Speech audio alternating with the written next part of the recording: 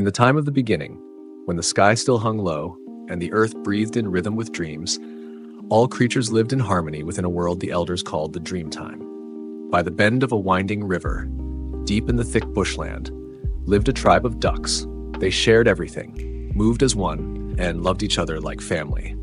Among them was a young duck named Daku. She was different from the start. Her eyes sparkled with curiosity, her wings never settled for shallow waters, and her heart longed to discover what lay beyond the known. The elders often warned her, "Don't stray far from the familiar waters, little one. Downstream lies Wella, the wicked water spirit, and the souls who've lost their way." But Daku, like many young spirits, trusted her instincts more than old warnings. One dry season morning, before the sun had fully lit the riverbed, Daku left the nest early. She swam farther than she'd ever dared, leaving behind the safety of familiar currents. The sky opened wide above her, and the riverside grasses shimmered in the mist, whispering, "Go on, something's waiting." She reached a bank unlike any she had known, lush, soft, and green as if wrapped in a mother's arms. Daku smiled and came ashore to rest. But she did not know this peaceful place was the domain of Bon, a giant water rat, solitary and cruel. Without warning, Bon sprang from the underbrush, eyes glowing yellow, paws clutching a jagged spear. Before Daku could flee, he snatched her, dragging her into a deep riverside burrow. In the cold darkness, her cries echoed through stone and silence, but no one heard. Bon snarled, "You'll be my wife, here, forever." Daku struggled, fought, screamed, but the spear held her in place. Days blurred into weeks, weeks into months. She lived in fear, her spirit caged, her laughter stolen, her only companion the ache of longing. And yet, even in silence, her fire never died. Each night she whispered to herself the names of old creeks and hidden tracks through the forest, drawing a map of escape inside her mind. Then one day the chance came. Bon grew careless. He believed she had accepted her fate, believed the invisible chains were enough. When he left the burrow to hunt, Daku seized the moment. With all her strength, she bolted, through scrub and mud, heart-pounding, wings heavy, until she plunged into the river and swam against the current, homeward. The sun was setting behind the trees when she reached the waters of her tribe. They were stunned. Many had believed the darkness had swallowed her forever. But here she was, thinner, yes, her eyes sunken, but in them burned a fierce light no one had ever seen before. Her sisters broke into tears, surrounding her with wings and warmth as if reclaiming a piece of their own hearts. The tribe listened, hushed as Daku shared her story. Not a single duck spoke, only the river made a sound, gentler than ever before. The nesting season came. Daku, no longer the naive duckling, chose a quiet bend of the river where reeds stood tall and the earth was soft.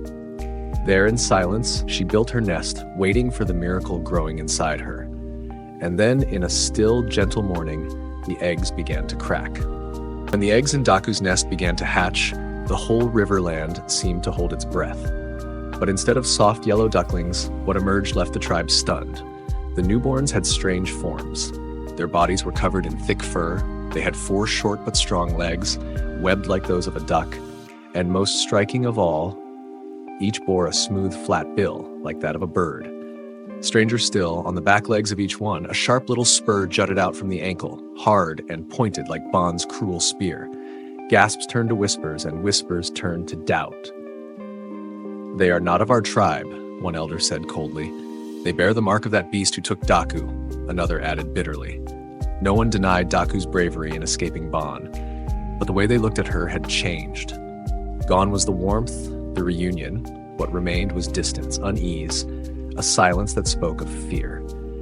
Though her little ones were innocent, they were seen as omens, reminders of something unnatural. Daku knew this. Though it pained her deeply, she did not plead nor try to explain. One quiet afternoon, she left the tribe behind, carrying her children with her, and journeyed into a place no duck had ever gone, deep beyond the forest, into lands unknown. That was the last time the tribe ever saw Daku. Her new journey began in silence and strength. Beneath the thick canopy and beside nameless streams, she found a quiet place, where no one called her young ones monsters. There, day by day, Daku's children grew. They learned to dive deep to find food, to dig burrows along the riverbank, and to use the spur on their hind legs when threatened. They didn't belong to the old world, but they didn't need to. They created a life of their own, one that flowed with nature, yet owed nothing to old traditions. As Daku grew old, she would sit by the water, watching her young swim under the sun. She did not regret the past nor curse the present. She knew the strangest thing inside her had become the most precious, children born not just of fear and survival, but of a new path between species, between hurt and hope. And one peaceful dawn, Daku passed away in her sleep, as calm as still water.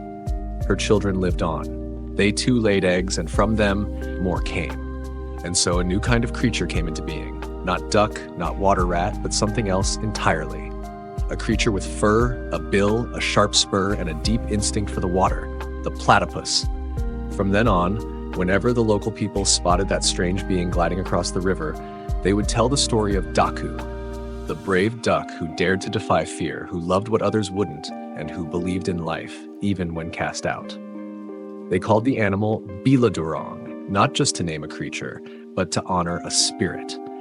And so over time, through earth and water, a being once thought wrong became a symbol of the natural world's richness and wonder. Not all differences are mistakes. Sometimes difference is the beginning of a legend.